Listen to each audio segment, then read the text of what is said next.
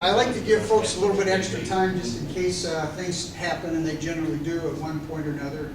We're not overcrowded this morning. I want to welcome everybody that's here, especially first timers. Glad to have you here this morning. We've got a little treat for you today. We're going to be looking at fair tax, trying to see what that's all about.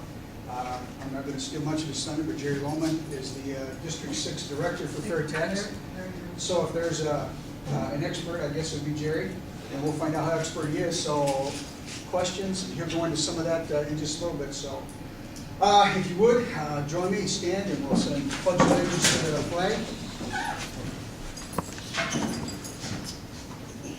I pledge allegiance to the flag of the United States of America and to the republic for which it stands, one nation, under God, indivisible, with liberty and justice for all. And I've asked Brian if he'd open us to word of prayer. Let's pray.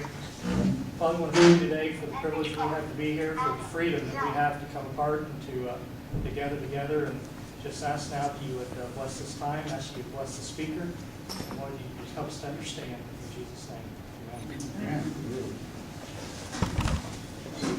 Okay. Got a little bit of a light agenda here this morning. Again, I'd like to welcome everybody here. If you've not signed in, please be sure to do that back there in the back. If you're not on an email list, you'd like to be, put a little notation there, star, X, something, so that we know that you'd like to get our emails and updates, and we'd be glad to do that for you as well. Like I say, short agenda this morning. I'm going to open with a few comments here in just a moment. Then we're going to turn it over to Jerry Lowman, and he's going to give us a presentation on fair tax. When he's finished, we'll just take a few minutes to talk about some structural things that we have, or that we'd like to do here with our group, and then a couple of closing thoughts, and then we'll get you out of here. So, without further ado, I'm not gonna single out the Obamacare fiasco that we have going this morning, but isn't it interesting that recent events in Washington are really, really pretty remarkable? I remember reading a book once called 1984. Anybody ever hear that book or read that book?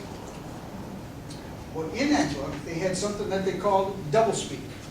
And doublespeak is where the government would take a message, reword it, so that it would look like it had been that way right from the beginning, even though it wasn't.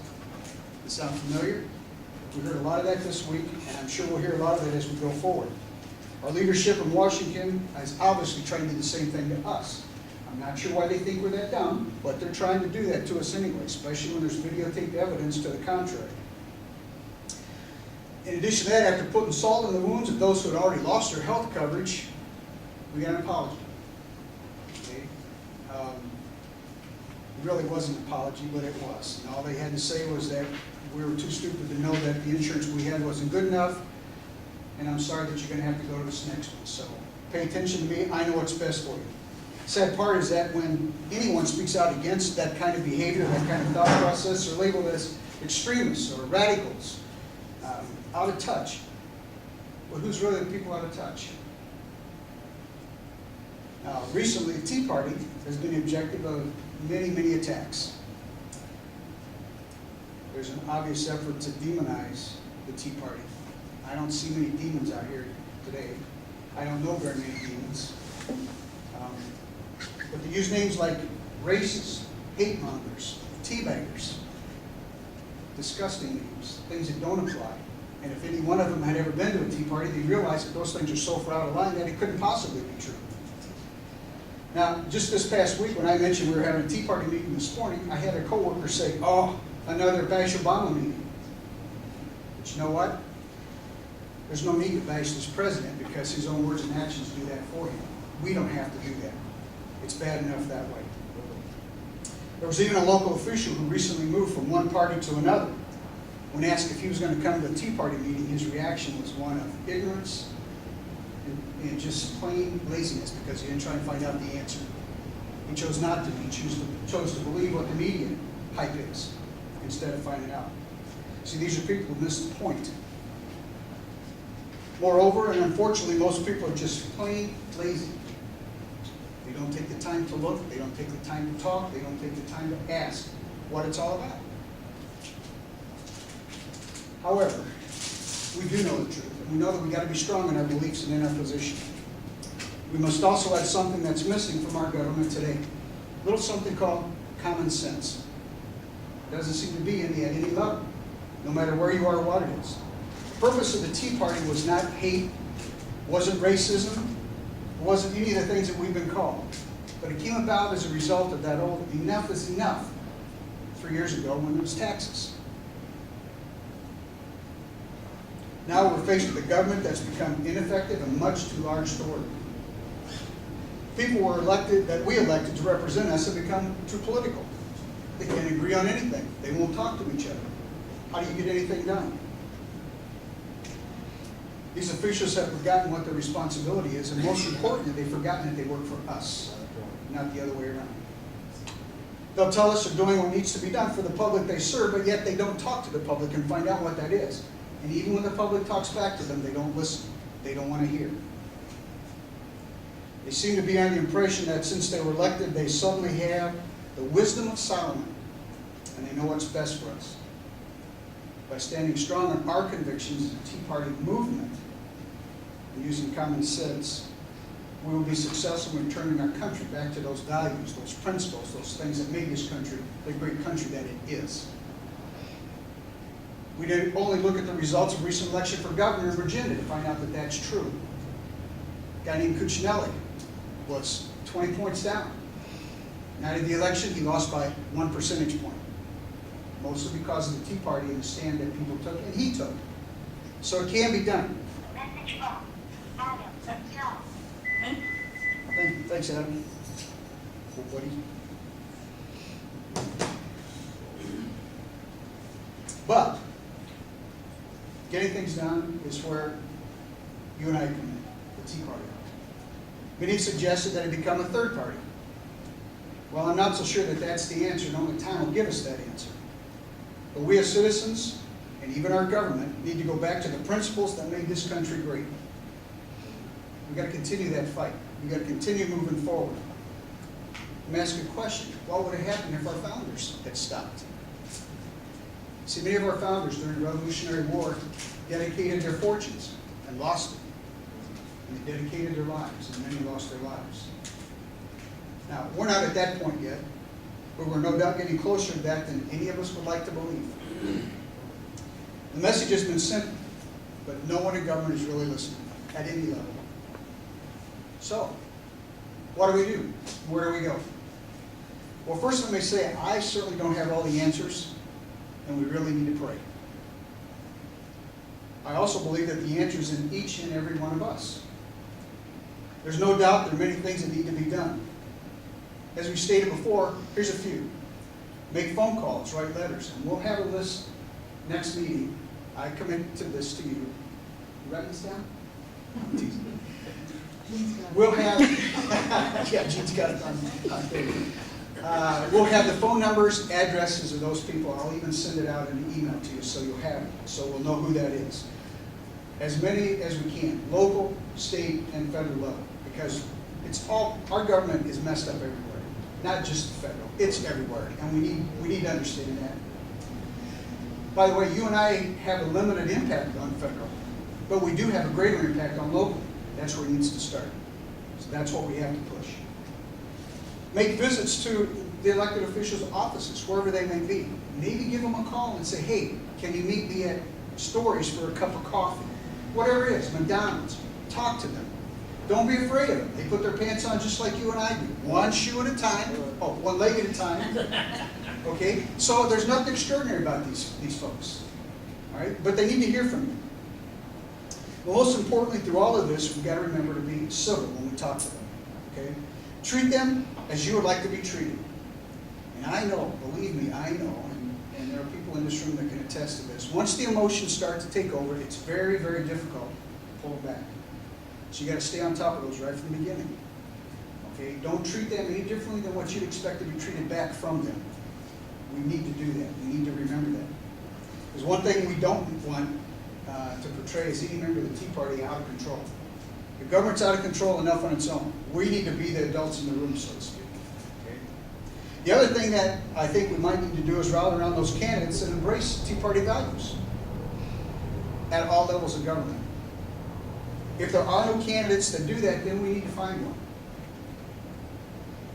It doesn't mean that we'll win every election or that we'll even win every debate. But hopefully we can start to move this country back to the direction it needs to be and get some of this progressivism that's ruining us and taking us down removed. And moreover, we need to educate our children, something that we lose sight of from time to time. For the last 100 years, our children and us have been given an education that has slowly removed our heritage and the principles that made this country so great. It's time that our children learn the true history of our country, what it was all about. Who were the patriots? Who were our founders? What did they represent? What did they do? What do we need to do? See, we live in a culture that's very different from our founders. We get similar. We still have those same struggles today. Unfortunately, they're back. And because we live in a different culture doesn't mean we need to throw everything away and fundamentally change our country. Our education system has become polluted with progressive, socialistic values and ideas. We need to remove them. They need to be taken out. And if the schools won't do it, then we need to figure out a way to get it done. The next generation will be the next leaders of our country. That's why it's so important. And shouldn't they at least have an understanding of where we came from and how it was designed to work? And along with that, they really need to understand all men are created equal. They're endowed by their Creator with their certain unalienable rights, that among those are life, liberty, and the pursuit of happiness. Beautiful, beautiful words. And I'm not really sure how many of our kids know them, have heard them, or understand them.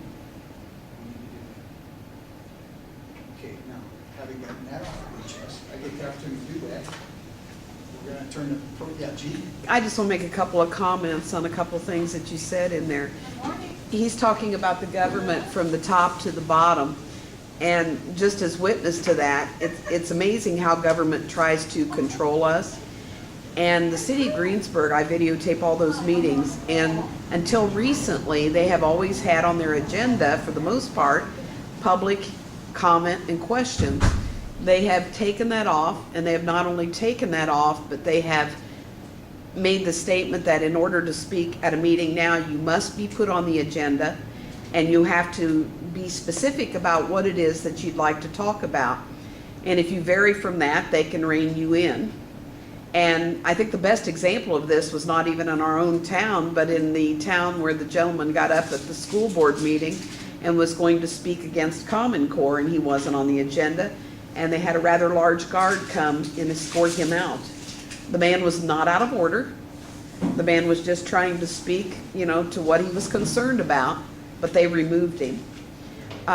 The other thing I'd like to speak about a little bit, I don't know how many of you listened to Glenn Beck, but this week Glenn Beck made the statement, he said, I've never been a third-party person, never. And he says, but I can't say that anymore. He said the system is not working. He said that, and he basically said that they are all working together against us, and he's got a program going now to defund the Republican Party. And I think, if you haven't listened to some of this, you need to kind of look it up, because that's been my experience on a local level. They know how the system works. They can run the system and totally ignore us except for us to fund what they want to do. And that's a pretty sad statement. Yes. Okay. We're going to let Jerry come and present the fair tax to us now, the information he has brought to us this morning. There'll be opportunity to ask questions throughout. When we're finished, when Jerry's finished, then we'll have opportunity to talk a little bit more about a couple other things, and you have time, so be thinking about your comments, questions, whatever you may have on your heart or mind. So, Jerry? Morning. Morning. Thanks, Don. This is not meant to be taxing. It is an equalizing apparatus. See, if I take that off, it just seems to be the perfect way. A couple of comments that Don made that bashing Obama doesn't do any good. The Bible tells us that we're to pray for those in leadership, and I pray Psalms over him that his days may be numbered. That's right. Amen. And on on the Obamacare thing, if he really wants to apologize, maybe he can resign. And I'll warn everybody now that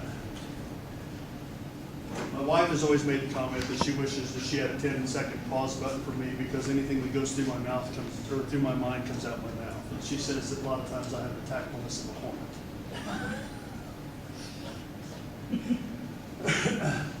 I am the 6th District Representative for the fair tax, and I am going to explain this to you today, and I encourage you to ask questions. I answer questions on the fly. If you were to ask a question that I cannot answer, if you'll leave me a phone number or an email, I will get that answer for you and get it to you most scotia. John F. Kennedy said that let us not seek the Republican answer or the Democratic answer, but the right answer. Let us not seek to fix the blame for the past. Let us accept our own responsibility for the future. Fair tax is not a Republican thing. It's not a Democrat thing. It's a people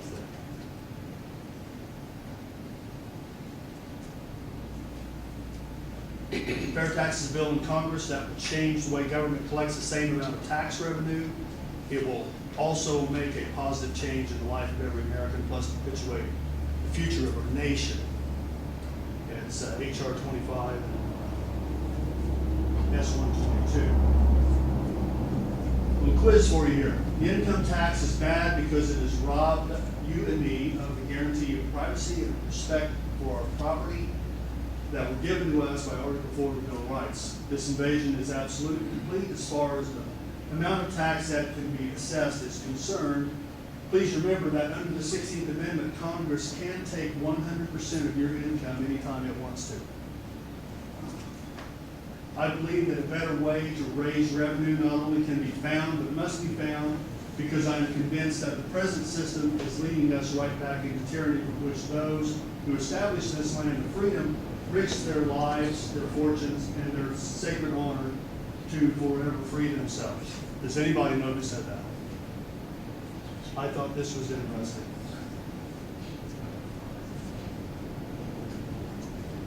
Commissioner of the IRS back in the 50s.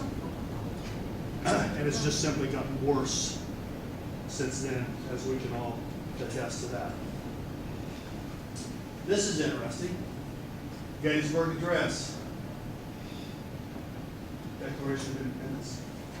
Only mine. Complete works of Shakespeare. Our current tax code.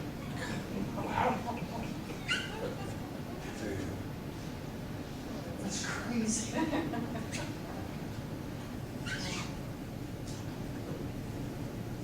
The fair tax bill is 131 pages. You can read it in 2 hours. We currently support a $430 billion tax industry. $13 billion alone funds 110 IRS agents. 110,000 agents. The instruction booklet for the 1040 tax form is 189 pages long, which is 58 pages longer than the entire fair tax bill.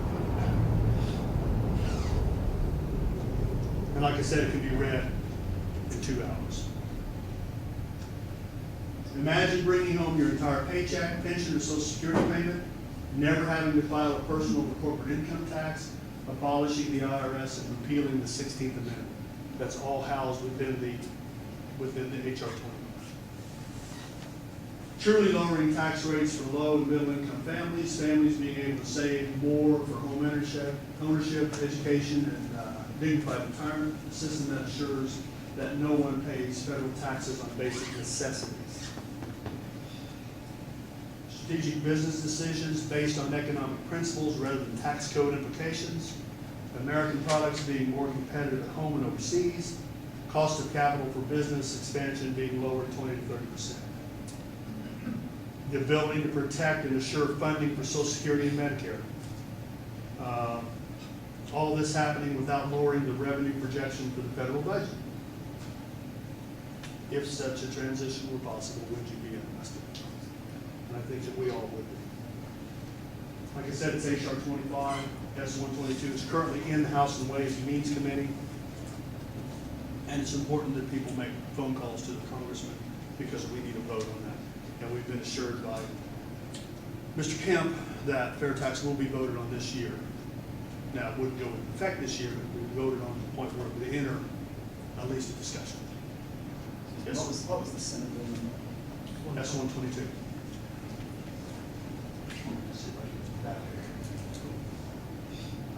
Nope, going the wrong way. Where was it? Now you're ready.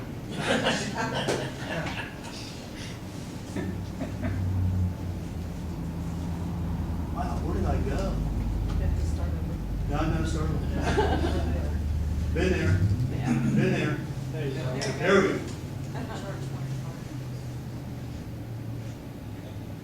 I interject another question too at this point. Who do we have sponsoring it in the House and Senate?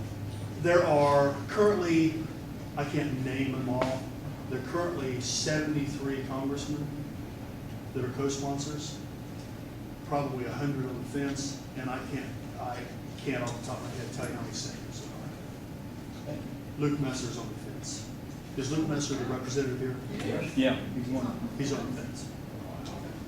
He needs nudged. Yeah. The current federal income tax code distorts economic activity, depresses total income and employment, puts U.S. producers at a disadvantage in increasing the global economy, significantly increases compliance costs and enforcement challenges due to complexity, is subject to abuse by taxpayers, politicians, lobbyists, and the IRS, is widely considered unfair and inefficient, has created more criminals than any other law. So it's everything good. Why change? Why not? That is the decline of savings rate. Continuous downward trend in personal savings. The government continues to take more of our income in the form of taxes, making it nearly impossible for most families to develop a sustainable savings. I thought this was interesting. I want you to look at this, and if you knew somebody in this condition, what do you think they need to do? They need to quit spending. Now, I did this for a reason, because people can't get their mind around the next slide. All I did was eliminate some zeros, so that you could get your mind around, if you were making $24,000 a year and you had $167,000 in credit card debt, and you were adding $10,000 a year to that. I'm no Harvard business guru, but when you find yourself in a hole, you need to quit digging. But that is the situation we currently have. This number has gone up slightly since I did this slide last week. Fair tax. 310 million Americans, 40 million foreigners, equals 350 million taxpayers. We currently have 140 million paychecks, of which only 53% are taxpayers, and so that says 74.2 million taxpayers. Which tax base should we be working with?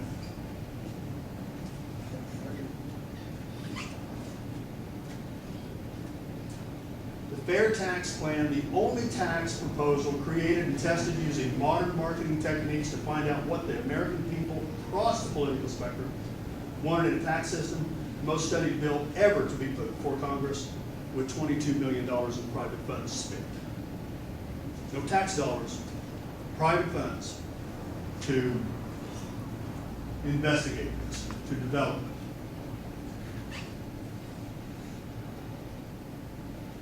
And its sole reliance is on people like you. who talks to your neighbor, your coworker, your friend, your family. It replaces mandatory federal income taxes with a voluntary tax on consumer purchases of new goods and services. Only new goods and services. Fair tax eliminates the mandatory taxes of personal income tax, estate and gift taxes, alternative minimum tax, capital gains tax, self-employment tax, Medicare and Social Security taxes. How many business owners are in here? Easy, isn't it? Eliminates payroll and corporate income taxes, which are embedded at every level of the U.S. supply chain. There's no tax on business-to-business transactions. Fair tax lowers the cost of American-made products, which will increase our trade exports and reduce our trade deficit. Makes American products more affordable at the cash register. Why change to a consumption tax on U.S. personal consumption? That's why. It's been a long time since I've been in high school. I think that's $11 trillion.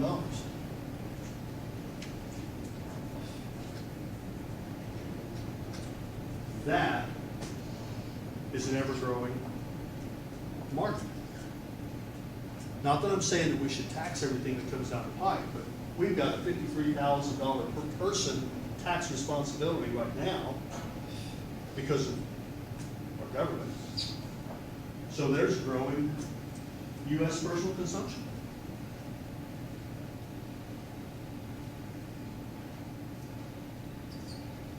All new consumer goods and services are taxed once.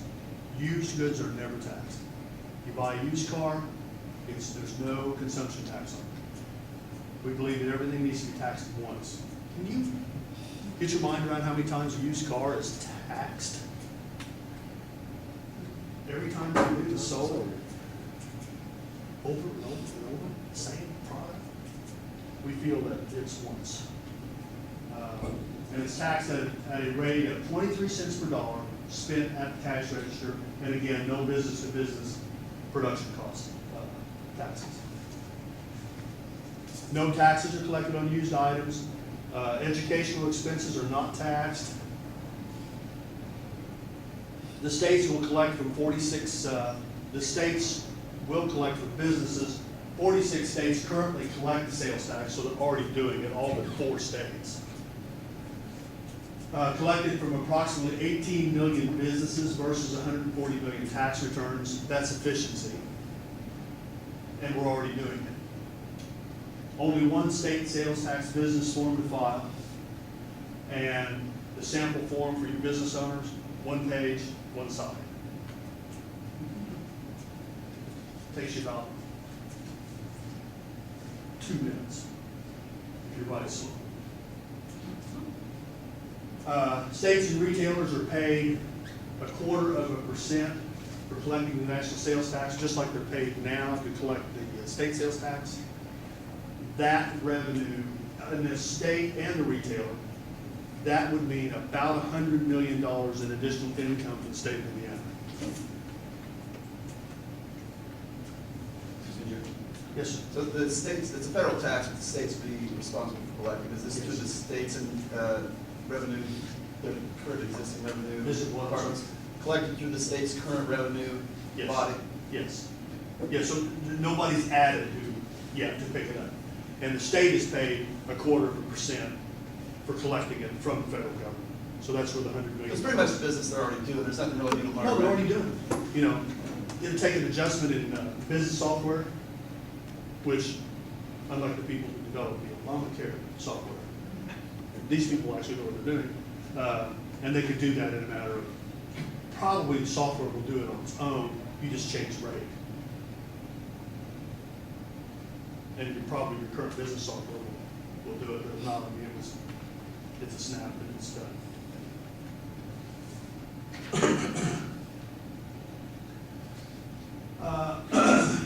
Understanding our current retail pricing system, you pay income taxes and a federal sales tax now. There's an embedded tax at the average of 22% in all retail goods.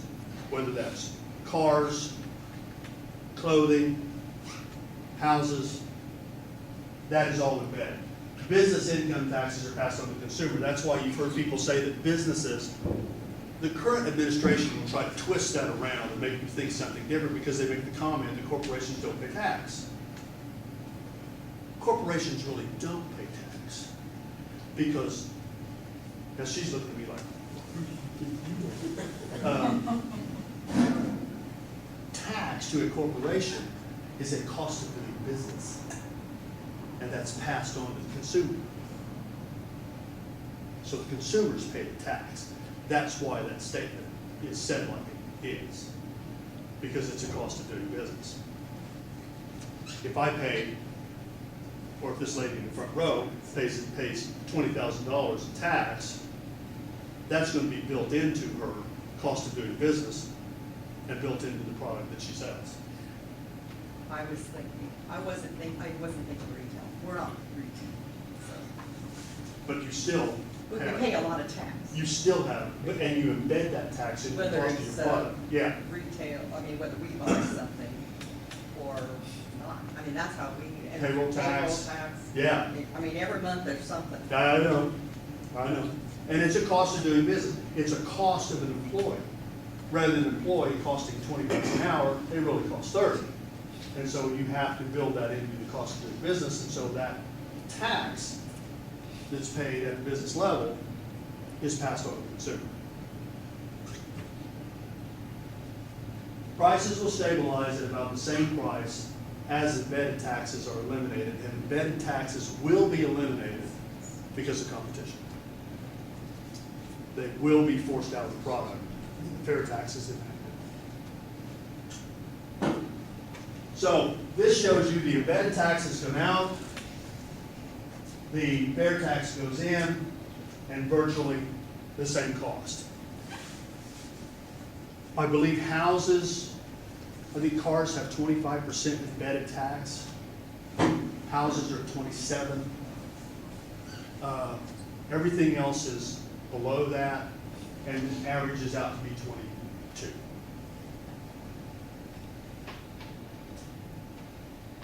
Here's the part that people have trouble getting their minds around, and this is one of the most important pieces of the fair tax. It's called the prebate. Makes the fair tax progressive when measured against consumption. The prebate assures no one pays federal tax up to the poverty level. Trying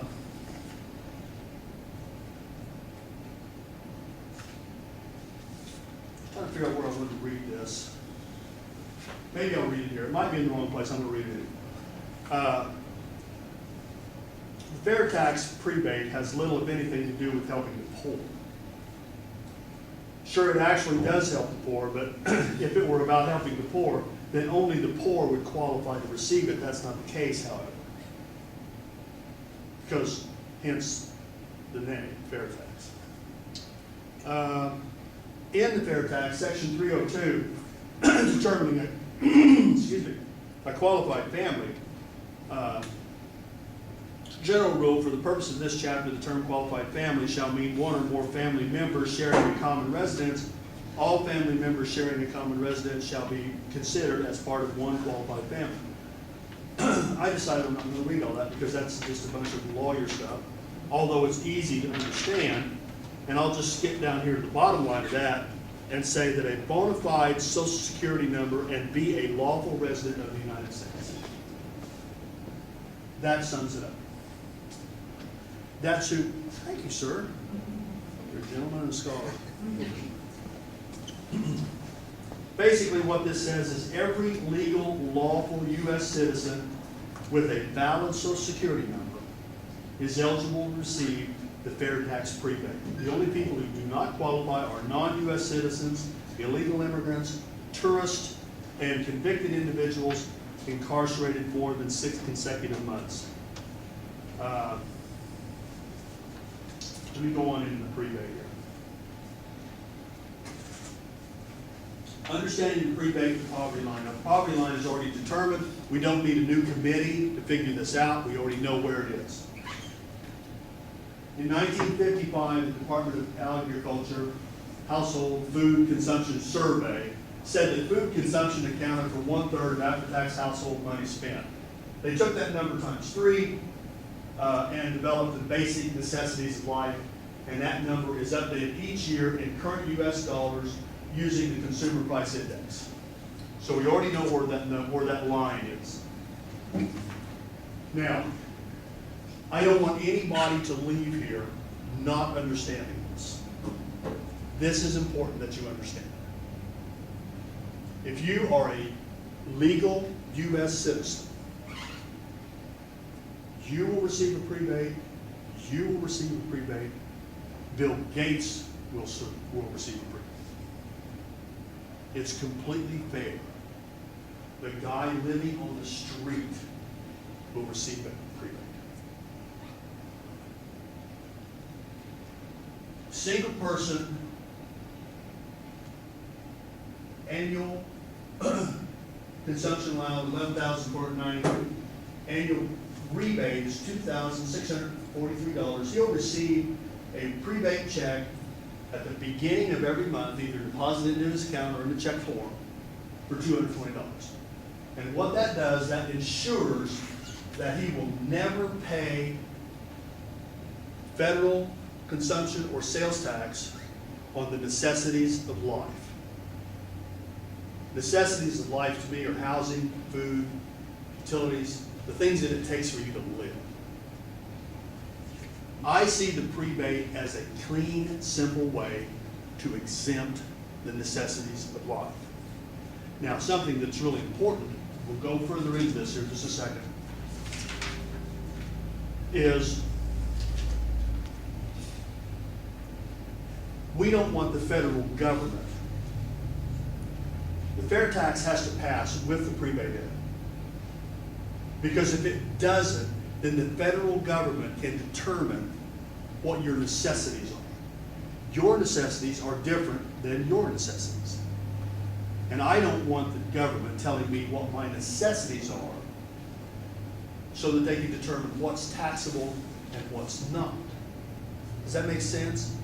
Because that gives them the opportunity to manipulate the tax code like they have now to benefit one group over another and ultimately by votes.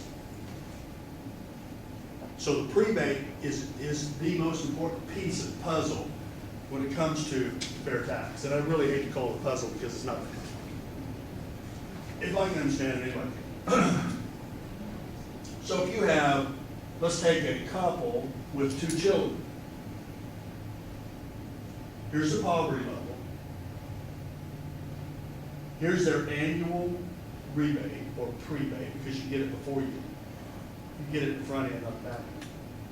So that's $595 a month that family will receive every month to ensure that they're not paying federal sales tax on the necessities of life. Does that make sense?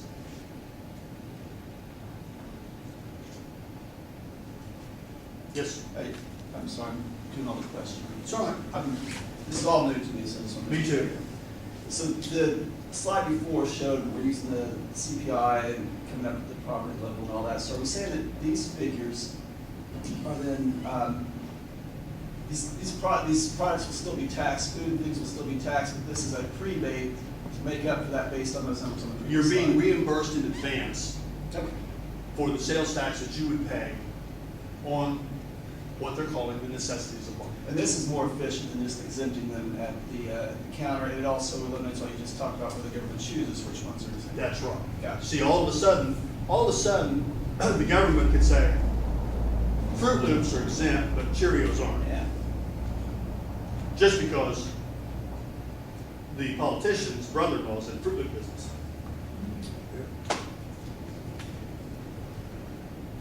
Make sense? Yeah, Don? So this would be a physical amount of money that would be put into each person's Yep. account. $95 for this family of 2 adults with 2 children per month. So the only qualification had to be a family of 2 kids. For that amount of money. Yes, yeah, for that, right. Family of 3 kids is here. Okay. Well, and their income. No, has nothing to do with their income. This is poverty. Okay, wait a minute. You give it a Okay, so try. if the couple makes $45,000 a year, Doesn't make any difference if they make $245,000 a year, they still get that. just Because because of a, Because it's based on the poverty level and the number of okay, legal people in there. okay. Yeah, this is not income. Yes, sir. What those numbers in yellow are 23% of the column to the left of them. I'm single, one person. The first $11,490, they're gonna assume that I'm gonna spend that in a year to take care of myself. And they're gonna give me back 23% of that because they're assuming since that's poverty level, that's what it's gonna cost me to just take care of my bare necessities. It's an assumption. Yeah, that column under annual consumption allowance has nothing to do with income. Yeah, it's the poverty line. So everybody's equal. Yes, sir. So this not only, the fair tax not only is to replace the federal government's collecting income tax, but also product taxes such as we talked about, the city tax on cigarettes and things like that. So it's going to eliminate all other federal taxes. All federal taxes on any type of income. But products as well, there are already federal taxes on such things as cigarettes. But that has nothing to do with this. Okay, the federal government can still be doing that. This is just replacing the. This replaces income. Okay, gotcha. Income tax, capital gains tax, anything that has to do with income. And I cover that in a little more detail here in just a second. I want to make sure everybody understands this. I really do. If there's any questions, I want to answer. If you come up with a question about this, we'll come back to it. But this is important that you understand. Yes, ma'am. So does the government automatically deposit this? Yes. So they have access to your bank account? at all? Or they can write you a check. Just like Social Security. The same people handle this as send out their Social Security check. So they don't have to add anybody to do that. Yes, Are there allowances in this program for charitable contributions and other such things that are now done? because you don't file an income tax return. But they could get a rebate for such things, it's not built in, right? There would be nothing to refund you on. Or prebate, it could be a prebate such as this is. It could- So, because your mortgage interest is deductible now. Now, don't freak out on me here. It won't be. Because you have nothing to file a refund against because April the 15th becomes another day in the spring. If you make $1,000 a week, your check says $1,000 when you get it on Friday. So there's no deductions because you're not filing income taxes anymore. They're not taxing any type of income. Make sense? Yeah, I'm just wondering if this might be an issue, I'm just playing devil's advocate, it sounds like a good idea, but I'm wondering if we wanted to encourage certain behaviors such as charitable contributions, I wonder if there should be a mechanism of some sort to encourage that behavior. By the federal government? Yeah, such as there is now, because you get if you make charitable donations to the Red Cross, church, whomever, You deduct it. you get to deduct that. And I wonder if folks would be less likely to give. I don't think so, because everybody's automatically going to get, 25% raise. I mean, they're getting to keep all of their money. They're not giving the government the first chunk. See what I'm saying? Yeah, I do. I just People will have concern that more charitable disposable organizations will income to use give. earlier.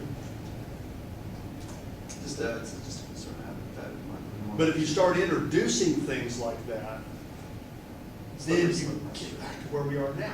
Remember that our income tax started as a flat tax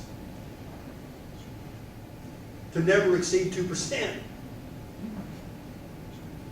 In 1986, we reflattened it. And 23,000 revisions later were today. I still have a concern though about that because there's a difference between penalizing somebody for doing something and rewarding them for doing something. So if we reward them for certain behaviors, I don't think that's as risky as much of a slippery slope. So I'm just concerned about the charitable organizations. Don't be, See because the slack. what you're doing is you're giving $10 to a charitable corporation or company or needy person, whatever, and the government's going to give you back $2.50 for that. Yeah, but you know, I know that people are, they're going to be less likely to give to organizations, and many folks will. They're not going to. See, I don't believe that. I believe that people are ultimately good people. I believe that with more disposable income, I think with more disposable income, more people will be helped by individuals and churches. I hope you're right, but I am concerned. I probably am. It will not be the first time I've been wrong, Jerry. I understand. I thought I was wrong once, but I was mistaken. Paul feels that a lot of people give to churches and other things, and, you know, there's some things that, like a church, that you can take off on your taxes, and if they, you know, they only donate because they want that, you know, be able to take it off. But there again, I don't see that. I think people inherently want to. But I think we do see that at the end of the year, there's a big upswing in giving, and it seems to be tied to the fact that we're trying to get our tax. Well, sure, because the people are trying to lessen their tax burden. Right.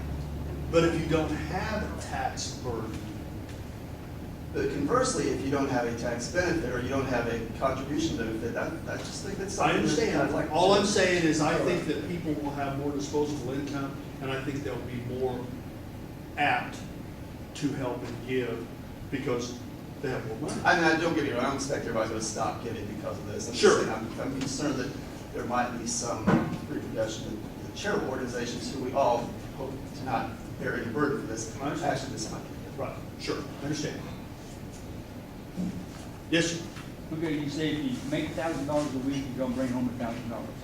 So what happened to county taxes? Well, Tax. this has nothing to do with state and county. I'm using that as an example because Okay. we're talking about federal taxes. I think, and this is just me and a lot of people within the Fair Tax Organization, I think that once this goes into place, I think the states are going to do the very same thing. Because they're going to see the benefit. Because if you look at the states that are growing now, they have no income tax. So it's nearly a proven method because you can look at those states. I think there's 4. We're kind of a slow country to catch on. Texas. Texas is one of them. Let's see. Looking at my notes here.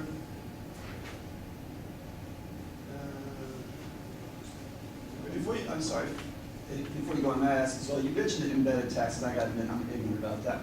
If there's a 22% embedded tax in cars, whatever you said it was, what are embedded taxes? Embedded taxes are income taxes from the company that made the car, payroll taxes, social security taxes. I mean, just, there's a Cost of multitude. doing business taxes. It's the cost of doing Okay. business taxes Thank you. that are embedded in every product. Because, to maybe break that down a little bit, let's say that you got a bolt company over here that makes bolts for Ford Motor Company. They're paying payroll taxes and income taxes, which is becoming a cost of doing business. Instead of the bolt being 10 cents, it's 20 cents because of that. And they sell it to maybe another supplier of Ford who puts it into the part, who adds more tax to that. And then the Ford Motor Company adds more tax to that. And then that determines the price of an automobile. So all of those embedded taxes through that entire supply chain, the people that sold the bolt company the steel, the people that dug it out of the ground. See, all of those embedded taxes are piled on top of the cost of the product and passed on and on and on until the eventual person that buys the new Ford pays all those taxes. Yes, sir. So, in a short period of time, or maybe a long period of time, I don't know, all prices of goods we consume should be cost us less money. they would go down and the fair tax would go on. And so the products end up costing about the same amount of money. Some people have a concern that it would kill the new car market because new car is taxed, old car isn't. I don't believe that. There are people out there that will buy nothing but a new car.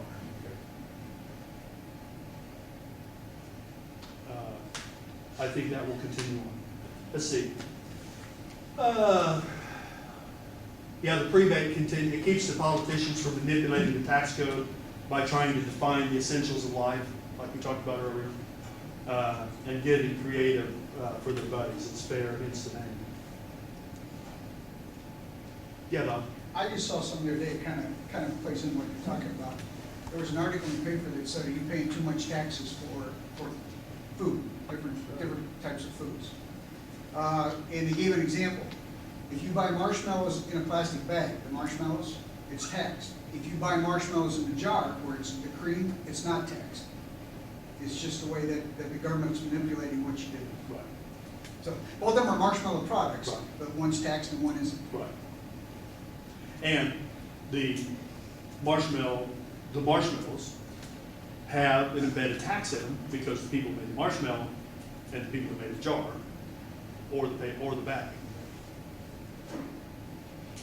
And see, they have exempted those items from tax, some of those items, some of those food items. And believe me, I know that you would find this really hard to believe, but the government didn't do that for us. They did it for their buddies. Cool. I know it's hard to believe that our government would be anything but straight up. Poverty level. Kind of continuing on with this.